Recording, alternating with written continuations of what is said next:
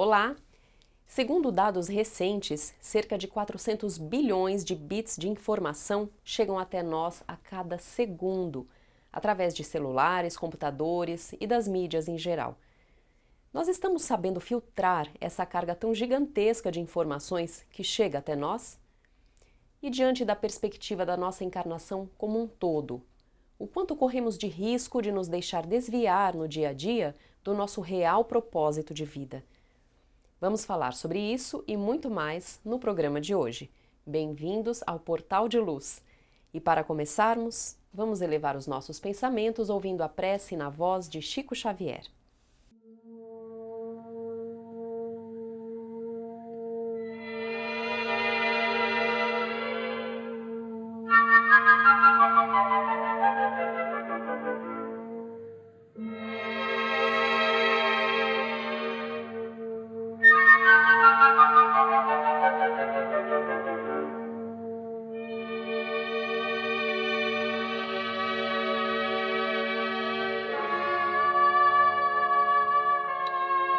Mais luz.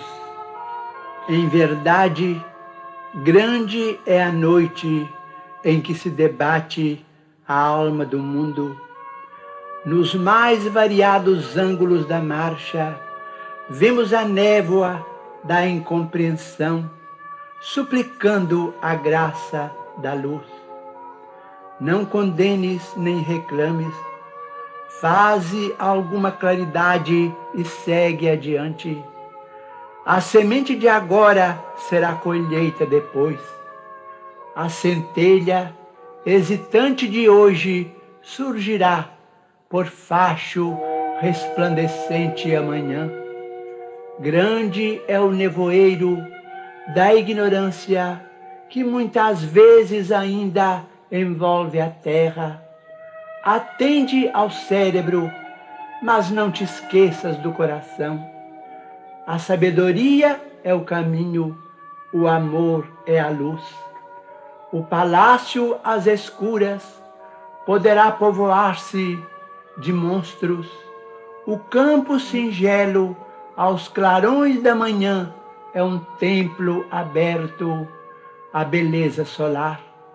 Ajuda e transformarás a dor em alegria. Ama e farás a vida brilhar.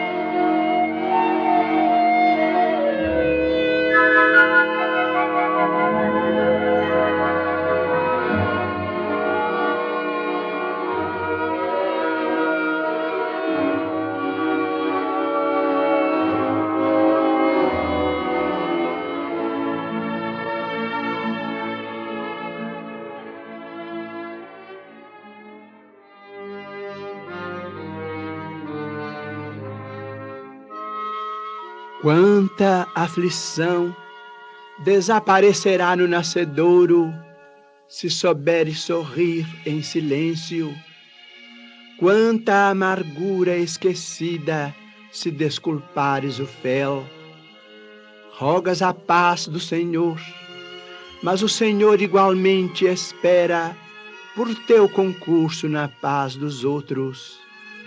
Reflete nas necessidades de teu irmão, antes de lhe apreciares o gesto impensado. Em muitas ocasiões, a agressividade com que te fere é apenas angústia, e a palavra ríspida com que te retribui o carinho é tão somente a chaga do coração, envenenando-lhe a boca. Auxilia 1000 vezes, antes de reprovar uma só. O charco emite correntes enfermiças, por não haver encontrado mãos que o secassem, e o deserto provoca sede e sofrimento, por não ter recebido o orvalho da fonte. Deixa que a piedade se transforme no teu coração em socorro mudo, para que a dor esmoreça. Não estendas a fogueira do mal com o lenho seco da irritação e do ódio. Espera e ama sempre. Em silêncio, a árvore podada multiplica os próprios frutos, e o céu assaltado pela sombra noturna descerra a glória dos astros.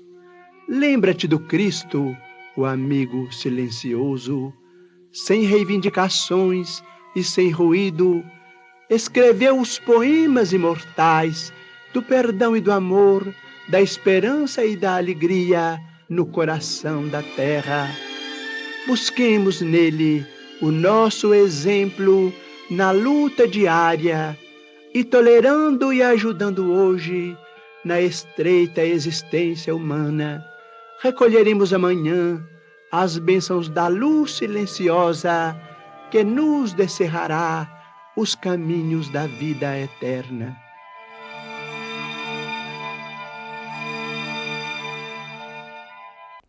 Segundo dados recentes, cerca de 400 bilhões de bits de informação chegam até nós por segundo, através de celulares, redes sociais, computadores, da televisão. Bit, que é a simplificação para dígito binário em inglês, é a menor unidade de informação que pode ser armazenada ou transmitida, usada na teoria da informação. Bom, o problema é que o nosso cérebro consegue realmente se apropriar de até no máximo 2.000 bits de informações. Será que essa enxurrada de informações que invadem a nossa vida, sem que a gente sequer tenha pedido, podem nos causar problemas? E como podemos filtrar essa carga de informações que chega até nós? Basta pegarmos o celular e há mensagens e posts para serem lidos e tantas vezes nos trazendo informações irrelevantes, futilidades sobre a vida alheia, notícias falsas, fofocas, mas que acabam todas elas ocupando o nosso tempo, os nossos pensamentos, tirando o foco do que estávamos fazendo.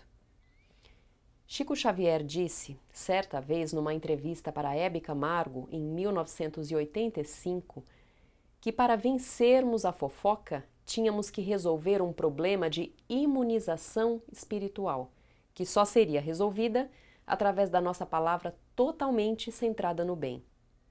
Se nós não falássemos coisa alguma, um pequenino erro de alguém, aquilo não seguiria adiante. Portanto, nós deveríamos ser as estações terminais de toda fofoca. E o que podemos pensar então do desafio de termos agora em mãos, no século XXI, a internet a propagar todo tipo de notícia e de fofoca? Nós nos comportamos como estações terminais ou compartilhamos tudo que chega até nós? Diante da encarnação que estamos vivendo, seria um erro gastarmos as nossas energias e o nosso tempo em meio a valores, conceitos, comportamentos que nem são a nossa prioridade, mas que por terem viralizado na internet, por estarem sendo compartilhados por todos, acabam por nos atingir. E aí, como sair desta cilada e não perder o nosso verdadeiro propósito de vida? Vamos então pensar um pouco sobre a história do nosso planeta e sobre como a tecnologia sempre impactou as nossas vidas. O homem cria as ferramentas e, subsequentemente, as ferramentas recriam o homem. Essa frase foi dita por Marshall McLuhan, um educador, intelectual, filósofo e teórico da comunicação, nascido em 1911 no Canadá e que morreu em 1980. Ele sequer viu a explosão da internet e das redes sociais transformando o mundo, mas o seu pensamento traduz de forma simples a conexão da tecnologia com a evolução da humanidade. Por exemplo, uma das primeiras tecnologias dominadas pelo homem e que possibilitou grandes avanços foi o fogo. A partir daí, o homem começou a cozinhar os alimentos, modificando os nutrientes absorvidos pelo cérebro, modificando então a nossa fisiologia e tornando a nossa inteligência mais sofisticada. O fogo trouxe também proteção contra os animais, aquecimento nos dias frios, luz durante a noite, e isso nos trouxe novas possibilidades sociais, novos hábitos e costumes. Então, o homem descobriu o fogo e o fogo recriou este homem. Mais recentemente, algumas tecnologias introduzidas no século passado, como o carro, a escada rolante, o controle remoto, por exemplo, foram responsáveis por queimarmos, em média, 700 calorias a menos por dia. E isso, somado a uma outra invenção nociva, os alimentos processados e industrializados, aumentaram a obesidade em todo o planeta.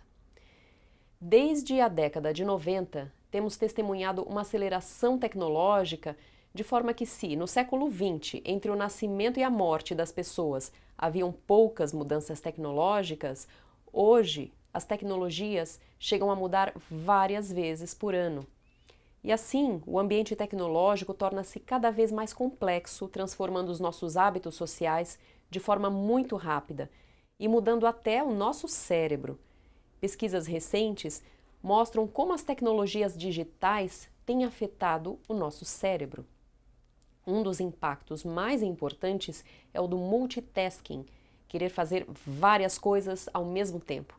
E isso pode diminuir a nossa memória, a criatividade e até a nossa capacidade de tomar decisões. Num artigo do New York Times, um neurocientista da Universidade da Califórnia disse que a conexão ininterrupta através da internet está exigindo que o nosso cérebro faça coisas que ele não estava preparado e que poderá haver consequências. O escritor Nicholas Carr afirmou há alguns anos que o Google estava nos deixando burros. O nosso cérebro não precisa mais de lembrar das informações, mas de onde encontrá-las. Esse fenômeno foi batizado de Google Effect. E por outro lado, outros estudos sugerem que a busca no Google ativa mais o cérebro do que uma leitura comum. Qualquer estudante ou pesquisador hoje sabe que os seus trabalhos ganharam mais profundidade, mais rapidez, porque os museus, bibliotecas, palestras que acontecem ao redor do mundo estão acessíveis a um clique. Isso nos desenvolve intelectualmente e também une o nosso planeta. Há estudos mostrando que empreendedores que usam redes sociais têm mais confiança e que aprender a usar computador na terceira idade faz bem à saúde mental. O reencontro de amigos antigos nas redes sociais, que em outros tempos jamais seria possível, também são eventos altamente positivos. E o estudo à distância, levando escolarização e até profissionalização a pessoas que não teriam acesso antes, também é outro impacto transformador da tecnologia. Sabemos que existe alta tecnologia nas cidades do além. Portanto, era de se esperar que aqui também iríamos trilhar o mesmo caminho. A tecnologia, conforme evoluirmos moralmente, será cada vez mais usada para o bem, como vemos, por exemplo, nos relatos de nosso lar. Mas, enquanto ainda estamos aqui no início, navegando por essa internet que ainda reflete as nossas baixas condições morais, que dissemina vídeos, informações, muitas vezes negativas, vazias ou sem critérios, como filtrar o que chega até nós? O melhor a fazer é utilizar a tecnologia a nosso favor, para que a gente não se perca nessa infinidade de opções. Ouvir preces para nos inspirar o dia, rever palestras e aulas interessantes, aprender mais sobre os assuntos que nos interessam, rever amigos, postar boas ideias, acessar acervos de livros incríveis, tudo isso na hora e no lugar que nós escolhermos, são coisas muito boas e que em outros tempos seriam impossíveis. É o lado bom da tecnologia. E quanto ao lado não tão bom, vamos nos lembrar do conselho que Chico Xavier nos deu, que sejamos a estação terminal da fofoca, do comentário sem utilidade e dos vídeos maldosos e das notícias falsas. A Creche Lar do Alvorecer é uma entidade assistencial mantida pelo Grupo Espírita Caibar Schutel. Localizada em Diadema, tem como propósito trabalhar pelo desenvolvimento de uma cultura de paz através da educação e da assistência a crianças, jovens e adultos. São 250 crianças atendidas diariamente. Conheça nossas atividades e colabore conosco pelo ideal de um mundo melhor. www.lardoalvorecer.org.br O jornal Folha Espírita, fundado em 18 de abril de 1974, se dedica à divulgação da doutrina espírita. Saiba mais sobre assuntos atuais com o enfoque do espiritismo, além de entrevistas e artigos de diversos colunistas. Você pode escolher na versão digital ou impressa. Acesse e faça sua assinatura. www.folhaespirita.com.br. Vamos ouvir agora Sandra Marinho com o quadro Educa a Tua Alma. Olá, queridos amigos, queridas amigas. O melhor dos mundos seria, sem dúvida, seria se todos agradassem a todos. Um mundo onde as pessoas se aceitassem entre si sem restrições. Afinal, qual de nós não gostaria de ser 100% aceito em qualquer lugar e a qualquer momento? Mas sabemos que não é assim que funciona. Somos diferentes uns dos outros, somos únicos e nem sempre as pessoas vão nos aceitar, vão concordar com as nossas ideias. Enfim, ninguém garante o sucesso pleno e irrestrito nas relações humanas. Parece óbvio o que eu estou falando, mas então por que será que tem tanta gente sofrendo exatamente por não se sentir aceita? Por não agradar este ou aquele? O fato é que o nosso martírio nesta área já começa cedo, aliás, com mais ênfase na fase escolar. A criança é um serzinho desprovido de empatia, ou seja, ela jamais se coloca no lugar do outro e por isto mesmo não pensa quando se trata de repudiar o coleguinha, salvo raras exceções. Não é assim que acontece? Temos o bullying escolar, né? Daí, como estávamos falando, surge nesta fase o sentimento de rejeição, de não sermos aceitos, sentimento este que pode acompanhar o indivíduo por toda uma vida. Infelizmente, muitos de nós, adultos, perseguimos este objetivo impossível, que é o de agradar a todos, de sermos aceitos em todas as nossas nuances. E como tal não acontece, a pessoa se aborrece sistematicamente, cria inimizades baseadas apenas no fato de alguém discordar dela, levando-a por vezes ao ponto de arquitetar planos de revanche que pode culminar em vingança na pior das situações. Outra forma de reação é a pessoa se isolar, fugir do convívio social, se martirizar, achando que ela não tem valor, que tudo que faz dá errado e por aí vai. Uma vida parada, sem nenhum resultado bom, uma estagnação geral, o auge da baixa autoestima. Exagerei os extremos de comportamento perante a mesma realidade para fazer-os pensar comigo o seguinte: quantos de nós oscilamos entre esses dois extremos?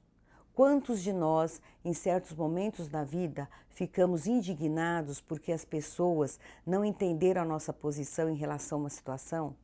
De outras vezes, porque achamos que íamos abafar com o trabalho que realizamos e ninguém percebeu o seu alcance. E quando tínhamos certeza de ter feito o melhor enquanto mães ou pais e simplesmente alguém nos diz que erramos. Calma, pessoal, decididamente não vivemos nesta vida com a missão de agradar todo mundo e sermos aplaudidos o tempo todo. Assim como muitas e muitas vezes também não aceitamos o que o outro fala, faz, como age, como pensa, enfim. Eu li uma historinha bem triste outro dia, mas ao mesmo tempo engraçada, que nos ajudará no desfecho da nossa reflexão. Um açougueiro ficou surpreso quando um cachorro entrou no açougue e logo espantou o bichinho. Mas em seguida o cãozinho voltou. Novamente ele tentou espantá-lo quando viu que o animal trazia um bilhete na boca. Ele pegou o bilhete e leu: "Pode me mandar 12 salsichas e uma perna de carneiro, por favor? Assinado fulano de tal." Ele olhou, viu que dentro da boca do cachorro havia uma nota de R$ 50. Então ele pegou o dinheiro, separou as salsichas e a perna de carneiro, colocou numa sacolinha plástica junto com o troco e colocou-a na boca do cachorro. O açougueiro ficou tão impressionado e, como já era hora de fechar o açougue, ele decidiu seguir o animal. O cão desceu a rua, quando chegou no cruzamento, deixou a bolsa no chão, pulou, apertou para fechar o semáforo. O cãozinho, depois de esperar pacientemente com o saco na boca, atravessou a rua assim que o sinal fechou. O açougueiro e o cão foram caminhando pela rua até que o cão parou em frente a uma casa e pôs as compras na calçada. Então voltou um pouco, correu e se atirou contra a porta. Tornou a fazer isso. Ninguém respondeu na casa. Então o cachorro circundou a casa, pulou um muro baixo, foi até a janela e começou a bater a cabeça no vidro várias vezes. Depois disso, caminhou até de volta para a porta. Foi quando um homem abriu a porta e começou a bater no cachorro. O açougueiro correu até lá, né? Correu até aquele homem grosseiro e o impediu, dizendo: pelo amor de Deus, o que você está fazendo? O seu cão é um gênio." E o homem respondeu: "Um gênio? Esta já é a segunda vez nessa semana que esse estúpido esquece a chave." Bom, gente, é claro que a história é uma caricatura exagerada, mas nos chama a atenção. Será que em nenhum momento na vida não agimos como o estúpido dono do cachorrinho ao rejeitarmos alguém por sua atitude que não aprovamos? Fiquemos em paz conosco mesmos, fazendo o nosso melhor, mas sem nos preocupar em agradar, em sermos aprovados pelos outros. Nos preocupemos em estar quites com a nossa consciência. Por outro lado, não vamos exigir dos outros que se guiem pelo nosso modelo. Afinal, quem é perfeito? Até o próximo encontro. Agora o nosso amigo Maida com o Momento Doutrinário. Olá, amigas e amigos do Portal de Luz, sejam bem-vindos ao Momento Doutrinário. Hoje vamos refletir sobre a lição Diante do Bem, contida no livro Mãos Unidas do Espírito Emmanuel, psicografia de Chico Xavier. Diz Emmanuel: diante de cada dia que surge, reflitamos na edificação do bem a que somos chamados. Para isso, comecemos abençoando pessoas e acontecimentos, circunstâncias e coisas para que o melhor se realize. De princípio, costumam repontar no cotidiano os problemas triviais do instituto doméstico. Habitualmente, aparece o assunto palpitante da hora solicitando-nos atenção. Saibamos subtrair-lhe a sombra provável, projetando no assunto a réstia de luz que sejamos capazes de improvisar. Logo após, de imediato, estamos quase sempre defrontados pelos contratempos de ordem familiar. Renteando com eles, usemos o verbo calmante e conciliador para que as engrenagens do lar funcionem lubrificadas em bálsamo de harmonia. Mais adiante é o grupo de trabalho com os pontos fracos à amostra. Abracemos com paciência e alegria as tarefas excedentes que se nos imponha, esquecendo essa ou aquela falha dos companheiros e trazendo a nós, sem queixa ou censura, a obrigação que ficou por fazer. Em seguida é o campo visto das relações, com as surpresas menos felizes que sobrevenham, ou seja, o amigo modificado, a trama da incompreensão, a atitude mal interpretada, o irmão que se vai para longe de nós.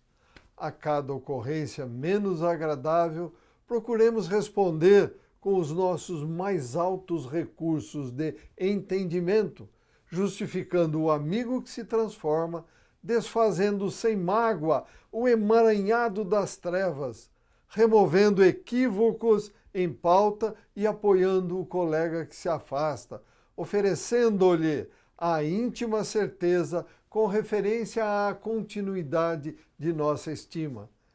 Tudo que existe é peça da vida, e se aqui ou além a deficiência aparece, isto significa que a obra do bem, nessa ou naquela peça da vida, está pedindo a nossa colaboração, a fim de que lhe doemos o pedaço de bem que porventura ainda lhe falte. Obrigado pela companhia, boas reflexões, saúde e paz e até o próximo encontro. Vamos terminando por aqui. Mandem para nós as suas sugestões e comentários. O nosso e-mail é portaldeluz@folhaespirita.com.br. A todos uma ótima semana, com muitas realizações no bem e até a próxima.